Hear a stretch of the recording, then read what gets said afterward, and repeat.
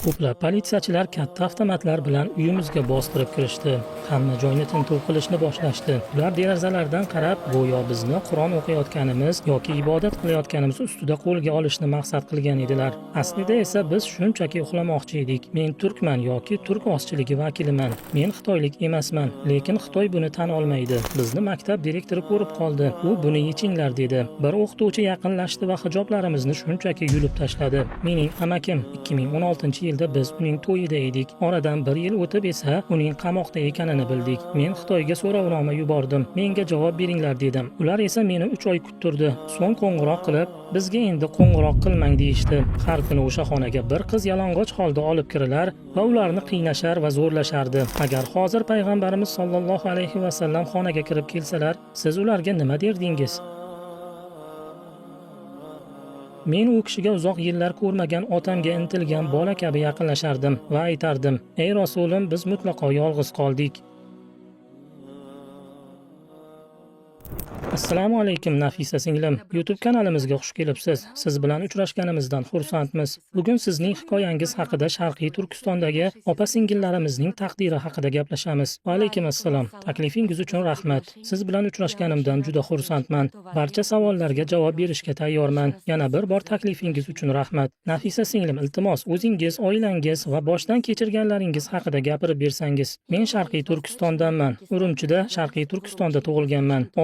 6-sinfgacha o'sha yerda o'qidim. So'ng 2015-yilda oilamiz Turkiyaga ko'chib o'tdi. Qolgan qarindoshlarim, amakilarim, tog'alarim, buvlarim, bobolarim hammasi hozirgacha Sharqiy Turkistonda va men ular haqida hech nima bilmayman. Bu yerda o'qishni boshladim va hozir Istanbuldagi universitetda jurnalistika fakultetida o'qiyman. Kelasi yili inshaalloh bitiraman. Men Sharqiy Turkistondagi yaqinlarim haqida biror nima bilishim uchun ham aynan jurnalistikani tanladim. Xitoy Kommunistik partiyasi tufayli genotsid va zulm sodir bo'lmoqda. Men o'sha yerda yashab turgan vaqtimda YouTube, Instagram, Google hammasi taqiqlangan edi. Biz faqat WeChatdan foydalanishimiz mumkin edi. Bu xuddi Xitoyning WhatsApp'iga o'xshaydi. Do'stlar va qarindoshlar bilan shu orqali aloqa qilardik. Tashqi dunyo bilan bog'lana olmasdik. Masalan, hozir hammamizda WeChat bor. Bu yerda undan foydalansak bo'ladi, lekin agar qarindoshlarimiz bizga yozsa, ular konslagerlarga yoki qamoqqa tashlanishlari mumkin. Agar ular sizga qo'ng'iroq qilishsa nima bo'ladi? Yuqorida aytganimdek, ularning uyiga politsiya keladi va telefonlarini tekshiradi. Ko'chada ham politsiyachilar yoki masalan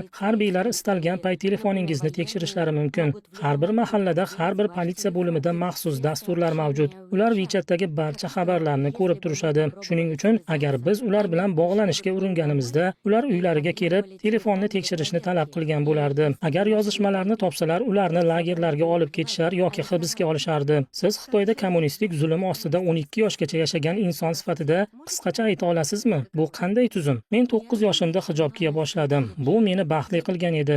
Buni o'zim istaganman. Hech kim meni majburlamagan. Albatta men maktabda o'qirdim. Ehtimol bu 4-sinf edi va albatta hijob kiyish taqiqlangan edi. Sizga bir voqeani aytib bermoqchiman. Sinfimdagi qizlar hijob kiya boshlashdi. Uzun abayalar va shunga o'xshash kiyimlar. Ular oddiy qizlar edi.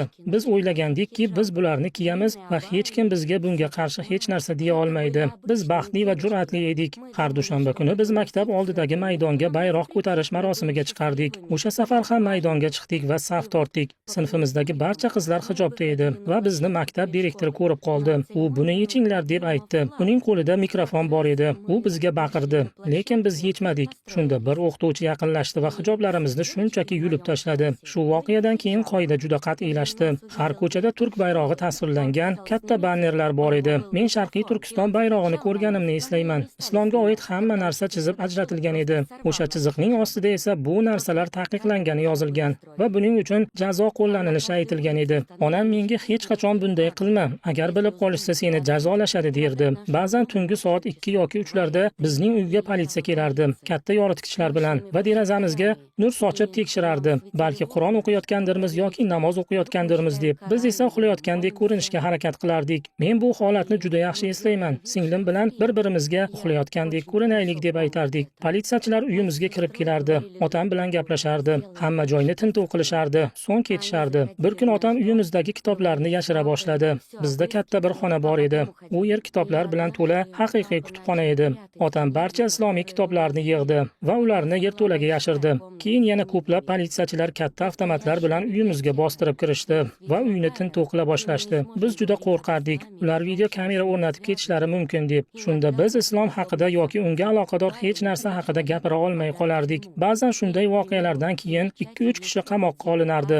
Masalan, WeChatda assalomu alaykum degan emoji bor, to'g'rimi? Agar siz bu emojini kimdirgadir yuborsangiz va ular buni aniqlashsa, bu xabarni ko'rishsa sizni qamoqqa yuborishlari mumkin. Bizning turar joy binomizda ko'plab bolalarning otalari qamoqda edi va ular yolg'iz onalari bilan juda og'ir hayot kechirardi. Xitoyliklardan kimdir Uyg'urlarni himoya qiladimi? Ha, aniq ayta olaman, ba'zilar haqiqatan ham himoya qilishga harakat qilgan. Lekin COVID-19 pandemiyasi boshlanganda, u butun dunyoda deyarli tugagan bir paytda Xitoyda yana boshlandi. Shunda Xitoy butun Sharqiy Turkistonni karantinga yopib qo'ydi. Ko'chaga hatto ovqat uchun ham chiqish mumkin emas edi. Odamlar ochlikdan o'lib ketayotgan edi. Pul bo'lsa ham tashqariga chiqib bo'lmasdi. Hukumat rasmiy buyruq chiqardi. Agar kimdir ovqat uchun ruxsatsiz ko'chaga chiqsa, qamoqqa olinadi. Buni shunchaki e'lon qilishdi, bo'ldi. Odamlar og'izlariga qulf solingan holatda video joylashtirishardi. Bilasizmi, shunaqa ruhda erkin so'z yo'qligi, ifoda erkinligi yo'qligini ko'rsatadigan videolar. Bunday videolar Xitoy TikTokida uzoq vaqt turgan. Oradan 3 oy o'tib esa odamlar ochlikdan o'la boshladilar. Urumchida katta bozor atrofida joylashgan uylardan birida yong'in boshlandi. Odamlar tashqariga chiqa olmagan, chunki eshiklar qulf bilan yopib qo'yilgan edi. Ular yong'indan qochib qutula olishmagan va 911 raqamiga qo'ng'iroq qilishgan. Yong'in o'chiruvchilar kelishgan, lekin shunchaki uy oldiga suv sepishgan xolos, ichkariga kirishmagan. Bu voqea butun Xitoy bo'ylab tarqalib ketdi. Xitoyga qarshi bo'lganlar yoki Xitoyning bizga nisbatan qilayotgan ishlariga qarshi chiqqanlar bizni himoya qilishga harakat qilishdi. Ular oq qog'oz harakatini boshlab yuborishdi. Bu so'zsiz norozilik ramzi edi. Ammo ularni qamoqqa olishdi. Ba'zilarini hatto o'ldirishdi yoki ularga boshqa biror falokat yetdi. Lekin ular bizga yordam bermoqchi bo'lishdi. Ammo hozir hammasi yana taqiq ostida qolgan. Siz ko'rgan eng katta yo'qotishlar qanday bo'lgan va hayotingizni qayta tiklash uchun kuchni qayerdan topgansiz?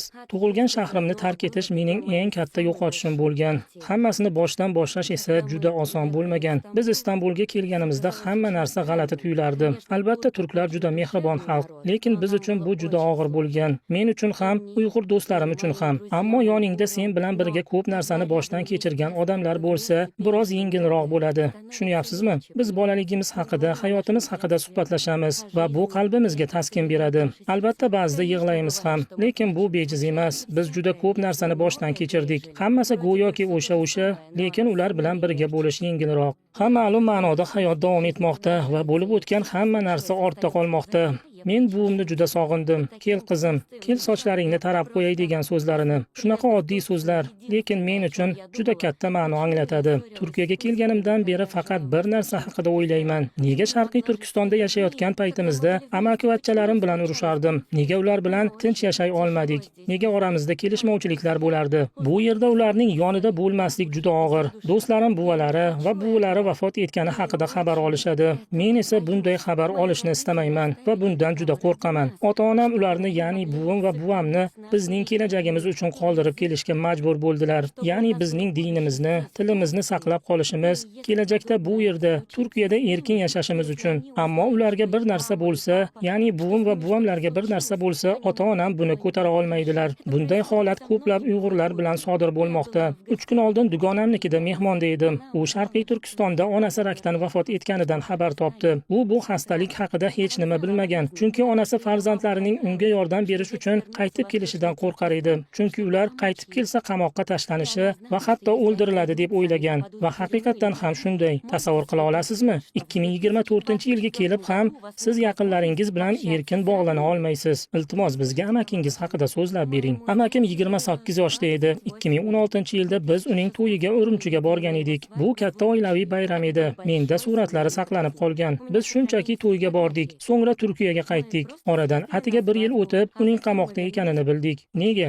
Bir kun kechasi uning uyiga politsiyachilar kelishdi. U yaqindagina o'g'il farzandlik bo'lgan edi. Uning tug'ilganiga bor yo'g'i 40 kun bo'lgan edi. Unga bir necha savol beramiz xolos deya olib ketishdi. Shundan keyin u haqida 2 yil davomida hech qanday ma'lumot bo'lmadi. Keyin men amakimning 7 yildan beri qamoqda ekanligi, nega u Xitoy qamoqxonasida saqlanayotgani haqida video e'lon qildim. Men o'z video murojaatimda Xitoy menga javob ber, nima bo'lyapti? Nega amakim qamoqda? U yomon narsa qilmagan-ku deya savollarni o'rtaga tashladim. Keyinchalik bizga aytishdiki, u chet eldagi qarindoshlari bilan, ya'ni biz bilan aloqa qilgan va qandaydir islomiy narsalar, ya'ni Qur'on yoki boshqa mutlaqo odatiy narsalarni tinglagan. Bizga amakimning aynan shu uchun qamoqqa olishganini aytishdi. Ammo bu yerda jinoyat nimada? Faqat shu uchun qamoqqa olish mumkinmi? Mening videolarim e'lon qilingandan keyin menga Anqaradagi Xitoy konsulligidan qo'ng'iroq qilishdi va amakingiz haqida bizdan so'rang. Biz sizga javob beramiz. Nega video e'lon qilyapsiz? Biz sizning hukumatingizmiz deyishdi. Men Xitoy fuqarosiman-ku. Men yaxshi. Unda sizdan so'rayman, javob bering. Amakim 7 yildan buyon qayerda deb so'radim. Hozir buvimning qanday holatda ekanligini tasavvur ham qila olmayman. Uning bir o'g'li Turkiyada, ikkinchi o'g'li qamoqda. U ularning hech biri bilan gaplasha olmaydi. Shundan so'ng meni 3 oy kutishga majbur qilishdi. Keyin qo'ng'iroq qilib, u 10 yil yoki undan ko'proq muddatga qamalgan. Endi bizga qo'ng'iroq qilmang deyishdi. Menga Xitoy elchixonasidan shunday javob berishdi. Shundan keyin men yana amakimni himoya qilish uchun videolar e'lon qila boshladim. Uning o'g'li otasiz o'smoqda. Hayotining eng yaxshi yillari otasiz o'tmoqda. Men hatto tasavvur ham qila olmayman. U hozir nimalarni his qilayotganini. Olimlar haqida nima deya olasiz? Olimlar, boy odamlar, akademiklar barchasi hozir yo qamoqda yo o'ldirilgan. Ularni birinchi bo'lib hibsga olishgan. Chunki olimlar, yozuvchilar, o'qimishli odamlar xalqni ergashtira olishardi. Ular buni biladi. Xitoy Xalq Respublikasi buni yaxshi biladi. Shuning uchun ularni birinchi bo'lib ushlashdi va olimlar qamoqxonalarda qiynoqlarga duch kelmoqda. Har bir uyga bir xitoylikni joylashtirishgan degan gap qanchalik to'g'ri? Ha, har bir oilalardan ota yoki o'g'illarni olib ketishardi. Barcha erkaklarni olib konslagerlarga jo'natishardi. So'ngra uyda qolgan ayollar oldiga xitoylik erkakni joylashtirishardi. Ular bu ayollar bilan majburan birga uxlashardi. Uydagilar ibodat qilyaptimi, qanday kitob o'qishyapti, hijob yoki boshqa islomiy kiyim kiyishyaptimi, shularni kuzatishardi. Uyg'urlarning uylariga Xitoy erkaklarni kuzatuvchi sifatida joylashtirishardi va majburan birga yashashga majbur qilishardi. Yana Xitoyda Uyg'ur qizlarini xitoyliklarga turmushga chiqarishga majbur qilishardi. Lekin men turkman. Uyg'urlar turkiy ozchilik vakillaridir. Men xitoylik emasman. Ammo Xitoy bunga ko'nika olmayapti. Ular biz xitoylikka aylanishimizni istaydilar. Lekin bu mumkin emas. Hozir meni juda qo'rqitayotgan narsa amakimning o'g'lini xitoylik qilishayotganidir. Uning ongini buzishmoqda.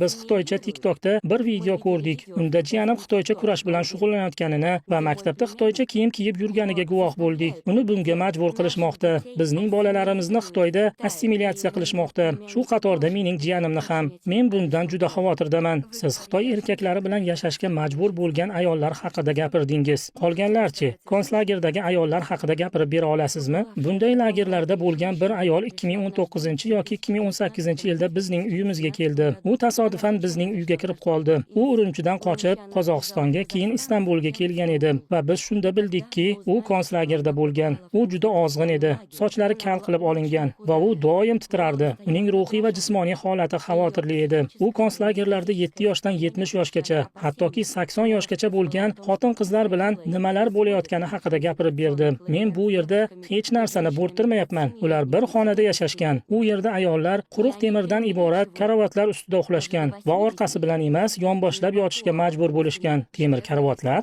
Ha, temir karavot. Ularning 15 nafari uxlasa, qolgan 15 nafari esa hushyor turib ularning tepalarida kuzatishlari lozim bo'lgan. Bu xonada video kamera ham bo'lgan. U yerda hojatxona bo'lgan, lekin eshigi bo'lmagan. Qo'l yuvishga joy yo'q va hattoki hojatxona qog'oziga o'xshash biror narsa ham berilmagan. Har kun bir xitoylik politsiyachi kelar va bir ayol yoki qizni olib ketardi. Ular ayolni hammaning ko'z o'ngida butunlay yechintirib, boshqa xonaga olib ketishardi va u yerda zo'rlashardi. Agar u qarshilik qilsa-chi, uni qiynashardi. Xitoycha qiynoqlar. Har kuni bir qizni o'sha xonaga olib ketishardi. Yechintirilib qiynashardi, zo'rlashardi, sterilizatsiya qilishardi, istagan ishni qilishardi. Har oyda esa o'sha xonadagi odamlarni boshqa joyga ko'chirishardi. Shunchaki bu ayollar bir-biriga bog'lanib qolmasin deb. Aynan shu sababli ularni boshqa xonalarga ajratishardi.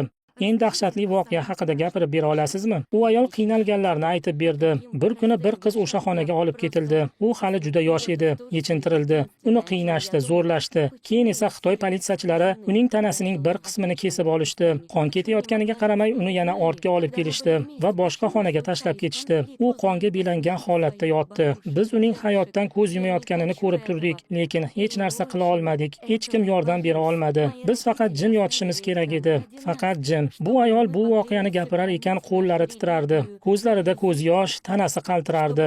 U buni boshdan o'tkazgan. U bunga guvoh bo'lgan. Shu tufayli u boshqa hech qachon uxlay olmaydi, tinchlik topa olmaydi. Bir kuni men maktab oldida hijobimni yechishimni unutib qo'ydim va meni maktab direktori ko'rib qoldi. Uning ko'zlari hayratdan kattalashib ketdi. Taxminan 20 ta avtomat ko'targan politsiyachi 11 yoshli qizaloqqa qarshi yo'lni kesib o'tib, menga qarab yugurishdi. Maktabdami? Ha, maktabda, maktab oldida. Men nima bo'layotganini umuman tushunmadim.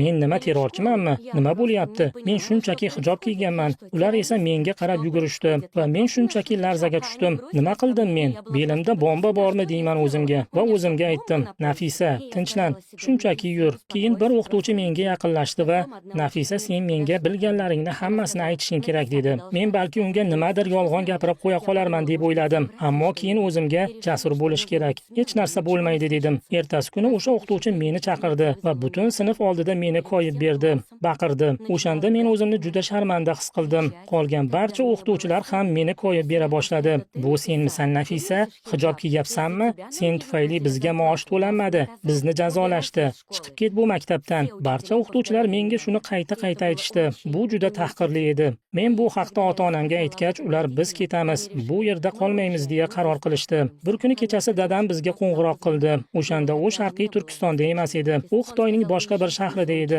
U "Bugunoq Urumchidan chiqib ketasizlar" dedi va biz onam bilan darrov narsalarni yig'a boshladik. Biz Xitoyning boshqa bir shahriga ko'chib o'tdik. U yerdan Malayziyaga bordik. Malayziyadan esa Turkiyaga yo'l oldik. Shunchaki hech kim bizning Turkiyaga ketayotganimizni bilmasin deb. Agar ular buni bilishganida, bizni qamoqqa tashlashardi. Yana agar yo'lda Turkiyaga borayotganimizni chegarada bilib qolishganida, bizni shunchaki ushlab olib konslagerlarga yuborishardi. Turkiyaga ketayotganimizda chegarada onamni so'roq qilish uchun alohida xonaga olib kirishdi. Menga juda qo'rqinchli edi. Men onamni yo'qotib qo'yishdan juda qo'rqdim. O'shanda men atiga 12 yosh edim. Agar onamni olib ketishsa, qamoqqa tashlashsa-chi, men butunlay yolg'iz qolib ketar edim. Endi nima qilaman deb o'yladim. Ortidan kirib boraymi? Agar u bilan nimadir bo'lsa-chi? Chegaradagi nazorat Uyg'urlar uchun eng qo'rqinchli joy edi. Mening bolaligimda bizga doim Sharqiy Turkistondan chiqib ketish taqiqlangan deb aytishardi. Agar chiqib ketsang, sen xavf ostidasan. Ammo biz tavakkal qildik. Xitoyda pasportlarni shunchaki tekshirmaydilar. U yerda odamlarni so'roq qilishadi.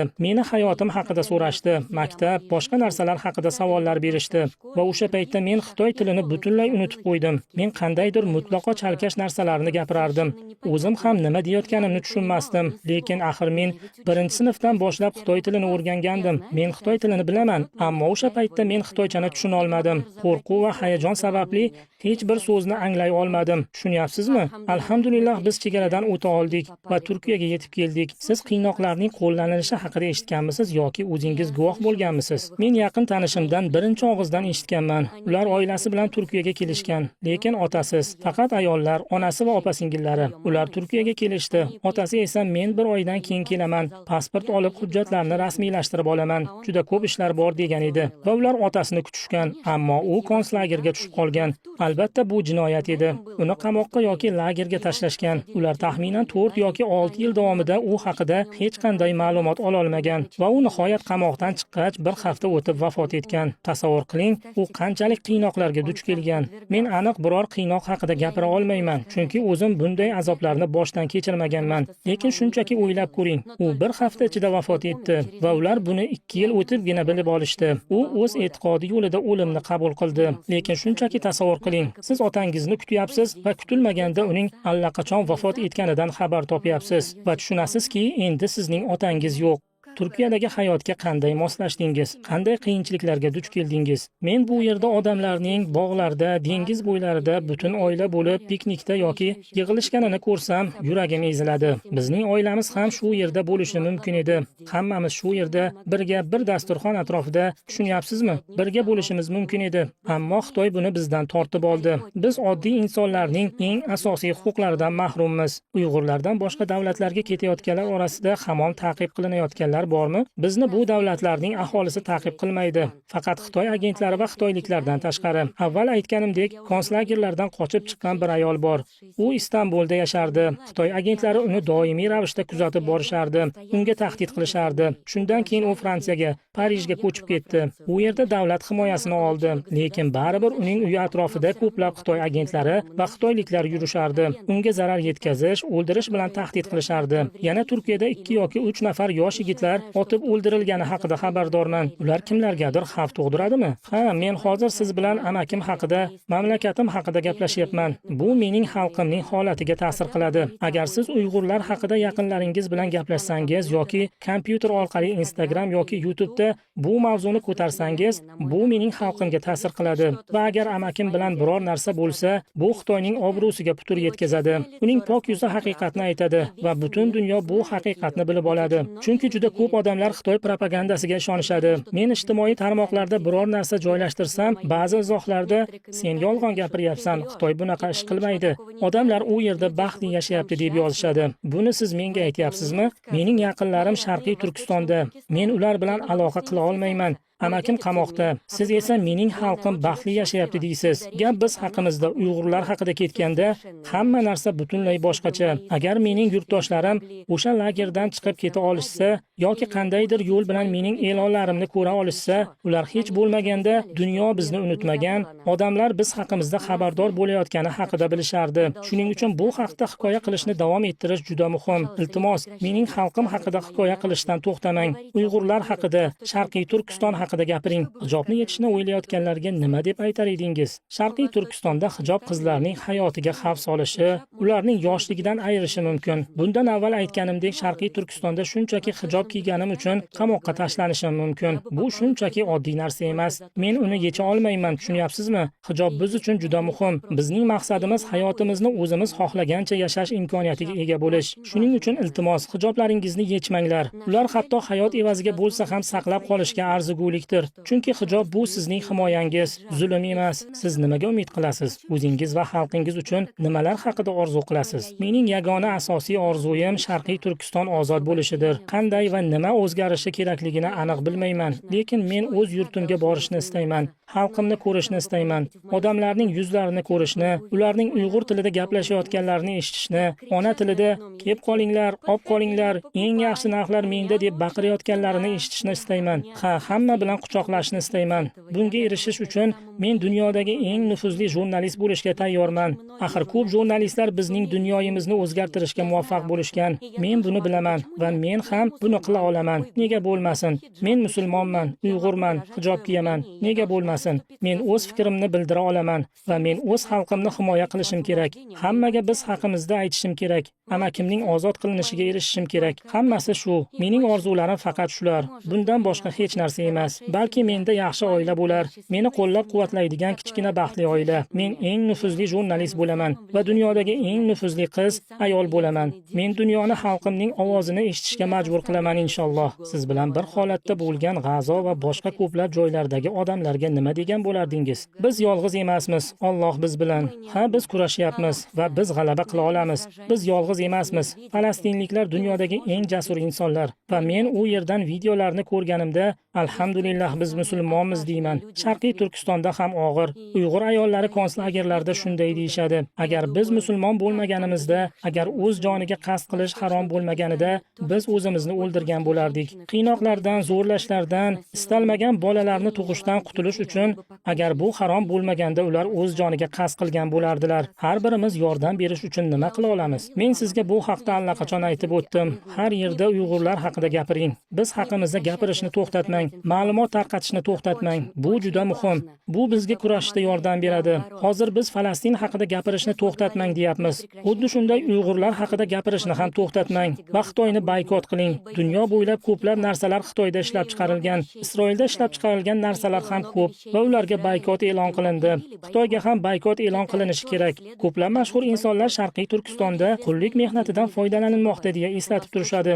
Payg'ambarimiz davridan qaysi sahobalarga alohida mehringiz bor? Menga Abu Hurayra juda yaqin. Uning hayvonlarga, ayniqsa mushuklarga bo'lgan rahm shafqati menga juda yaqin. Bu meni juda chuqur ta'sirlantiradi. Ha, men mushuklarni yaxshi ko'raman, hayvonlarni yaxshi ko'raman. Barcha musulmonlar Uyg'urlar kabi ko'plab odamlar hayvonlarni yaxshi ko'radilar, ayniqsa musulmonlar. Ular bu kichik jonzotlarga rahm shafqat bilan qarashadi. Axir ular ham biz uchun nihoyatda muhim va bu jonzotlarga, hayvonlarga rahm shafqat ko'rsatadigan odamlar hozir qiynoqlarga, genotsidga uchramoqda. Bularning barchasi hozir dunyoda, butun dunyo bo'ylab ro'y beryapti. Uyg'urlar bilan, falastinliklar bilan Sudanda, har yerda va mana bizni terrorist deyishadi. Xitoy Uyg'urlarni terrorist deb ataydi.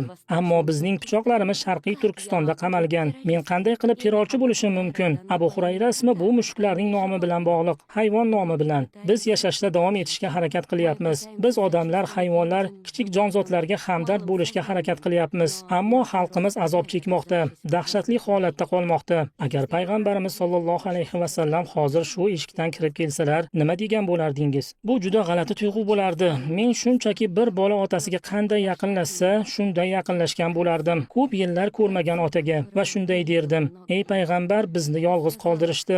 Xalqimiz kurashyapti. Men bilaman, agar siz hozir shu yerda bo'lganingizda hammasi boshqacha bo'lardi. Ammo biz bilamizki, siz va Alloh bizni ko'ryapsizlar. Bizning kurashishimizni ko'ryapsizlar. Umid qilamanki, qiyomat kunida sizning shafaatingizga loyiq bo'lamiz va umid qilamanki, siz bu vaqt davomida biz bilan birga bo'lgan edingiz. Men bilaman, sizning kurashingiz va boshdan kechirgan qiyinchiliklaringizni bizniki bilan taqqoslab bo'lmaydi. Ammo bizga og'ir, menga ham og'ir. Xalqimning azob chekayotganini ko'rish juda og'ir. Ularning azob chekayotganini va kurashayotganini ko'rib turibman. Bu yerda ozodlikda bo'la turib, suv ichish ham og'ir. Shuning uchun inshaalloh biz sizning shafaatingizga loyiq bo'lamiz, agar Alloh xohlasa. Amin. Alloh sizni jannatlari bilan siylasin.